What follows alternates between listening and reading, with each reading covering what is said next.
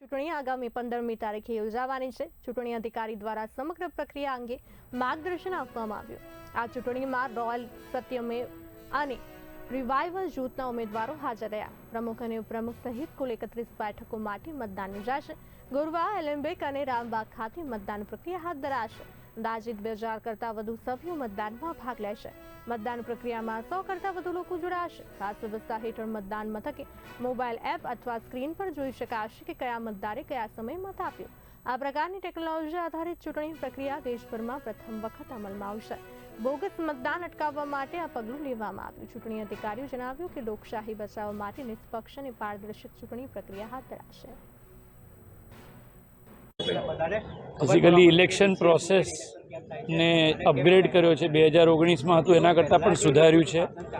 હિતેશભાઈની team છે આખી, અને પારદર્શકતાનું મહત્ત્વ હતો અને એવી કોઈ મેજર ક્વેરી આવી નથી, કારણ કે ડિસ્પ્લે બહુ સરસ કર્યું અને પ્રેઝન્ટેશન વોઝ એક્સેલન્ટ। શું વાતની સૂચન કર્યા કે આપના દ્વારા કોઈ સૂચન હતા ખરા એમને? નહીં, સૂચન તો એમના જ હતા। અમારે તો ખાલી એક્સપ્લેનેશનમાં એ લોકોએ જે કલર કોડિંગ કર્યું છે બહુ જ ઉત્તમ છે, અને લાંબી લાઈન ન થાય, સિનિયર સિટીઝન્સ છે, વ્હીલચેરવાળા છે, બધા માટે બહુ જ સરસ સગવડ છે, અને ટોળું ના થાય બૂથ ઉપર એના પણ ધ્યાન રાખવામાં આવ્યું છે। અને અંદર કોઈને કેન્ડિડેટ પણ અંદર જઈ નહીં શકે વોટિંગ એરિયામાં, એ બહુ સારી વાત છે। આઈ પંડ્યા સાહેબ હતા અને બીજા જે ઇલેક્શન કરવાના છે હિતેશભાઈને એમની આખી ટીમ મોજૂદ હતી, અને ઇલેક્શન પ્રોસેસ વિશે પૂરી સમજણ આપવામાં આવી કે આ રીતે ઇલેક્શન થશે। તો વી હોપ કે ટ્રાન્સપરન્ટ વેમાં એમની પ્રિમાઇસીસમાં ઇલેક્શન થાય એવી અમે આશા રાખીએ છીએ, અને આશા અમારી બરાબર એ લોકો એની પર ખરા નીવડે એવી અમે ઉપેક્ષાઓ રાખીએ છીએ। દર્શનભાઈ, રણનીતિની વાત કરીએ તો અત્યારે સોશિયલ મીડિયા પર ને તમામ જગ્યાએ પોસ્ટ પણ વાયરલ થઈ રહી છે કે નામ બળે દર્શન છોટે, તો શું કહેવા માગશે પોસ્ટને લઈને? મારે કશું નથી કહ્યું, તો આપે હવે એમની આદત છે। સામે કિરણ મોરે છે, તો આશાનું કિરણ એમનું ચમકેવું લાગી રહ્યું છે કે પછી હવે તો મતદારો નક્કી કરશે ને।